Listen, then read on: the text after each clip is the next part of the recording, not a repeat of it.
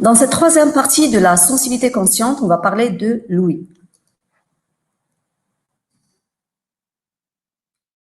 On sait que l'oreille est l'organe de sens qui nous permet de réagir avec le milieu extérieur, et bien sûr grâce à des stimulus sonores, c'est-à-dire à des vibrations sonores.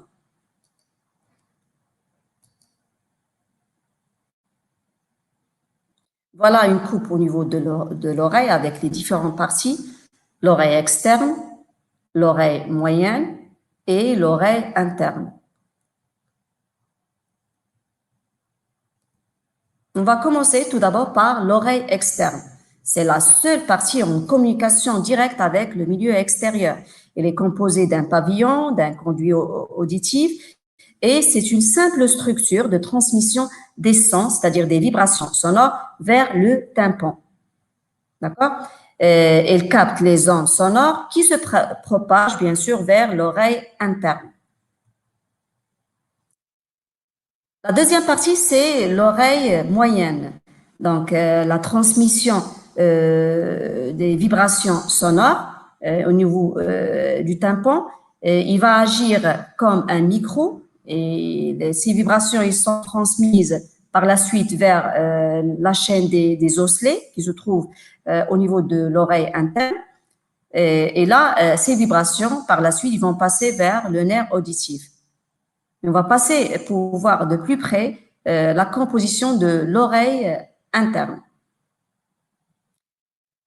Donc, l'oreille, cette partie-là, c'est-à-dire la partie interne, c'est le siège des mécanismes de la perception des sons, c'est-à-dire la perception des vibrations sonores. Elle est constituée de deux groupes d'organes, la cochlée, c'est une coquille d'escargot qui renferme les cellules ciliées, c'est la partie la plus importante de l'oreille, et le vestibule, les canaux circulaires constituant l'organe de l'équilibre.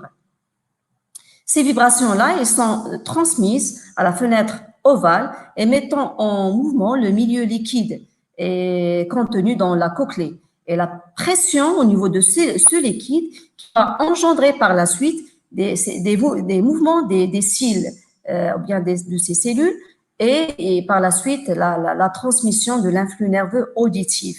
Et bien sûr, cet influx qui va passer par le nerf auditif.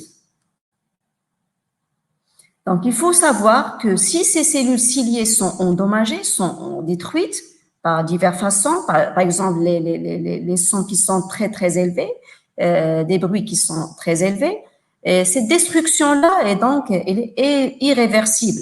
C'est-à-dire, une fois on perd ces cellules ciliées, c'est-à-dire on va les perdre une fois pour toutes. Et dès les premiers signes qui se traduisent par des sifflements, par exemple, ou bien des bourdonnements dans les oreilles, il ne faut pas hésiter à consulter un médecin d'urgence. Et voilà l'influx nerveux auditif, il va passer à travers le nerf auditif directement vers l'aire auditive au niveau du cortex cérébral. Et voilà l'emplacement de l'aire auditive avec ses différentes zones. Par exemple, une zone qui va recevoir l'influx nerveux auditif, une zone qui va traiter et interpréter le son. Et par la suite, on va détecter et bien sûr, on va traiter la nature du son qu'on a entendu. Et là, on voit le schéma fonctionnel de la transmission de l'influx nerveux auditif du récepteur sensoriel vers le centre nerveux auditif. Là, par exemple, j'ai choisi comme stimulus des bruits, par exemple de la musique, un autre exemple, sonnerie de téléphone, l'oreille, et il renferme bien sûr des récepteurs sensoriels, et là, par exemple, je parle des cellules ciliées, qui jouent le rôle des récepteurs sensoriels, un message nerveux auditif qui va naître au niveau de ces récepteurs, il va passer à travers le nerf auditif, qui joue le rôle d'un conducteur sensoriel, et toujours un sens centripète ou bien afférent vers l'aire auditive, le centre sensoriel qui va traiter et interpréter la nature du son. Est-ce qu'il s'agit d'un son, d'un bruit, ou bien sonnerie du téléphone, ou bien sonnerie de la porte, ou bien musique, une forte musique, une musique douce, etc. Donc là, je vais parler de l'usage fréquent du lecteur MP3. Là, je parle là des écouteurs. Et là, bien sûr, des conséquences indésirables sur la transmission de l'influx nerveux auditif, car il peut entraîner une destruction et des cellules ciliées, c'est-à-dire ces cellules ciliées, ils vont être endommagées.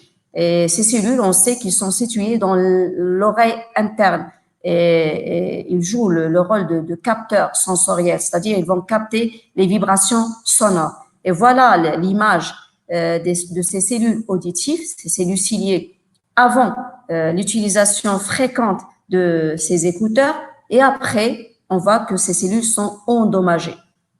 Et bien sûr, elles sont endommagées une fois pour toutes, c'est-à-dire d'une façon irréversible. Et finalement, je vais parler aussi des implants. Donc, si par exemple, on a une destruction au niveau du tympan ou bien au niveau des cellules ciliées, c'est-à-dire ces capteurs qui vont capter les vibrations sonores, on peut utiliser les implants. Leur principe de base, il repose sur la transmission des ondes sonores en signal électrique, c'est-à-dire en influx nerveux auditif. Ces implants sont munis par des électrodes et là, ces électrodes-là, ils vont simuler la cochlée et là, un message nerveux qui va naître à travers, ou bien au niveau de la cochlée, et qui va passer à travers le nerf auditif. Bien sûr, ce message, ou bien cet influx nerveux auditif va être traité au niveau de l'aire auditive. Et merci pour votre attention et c'est tout pour cette séance.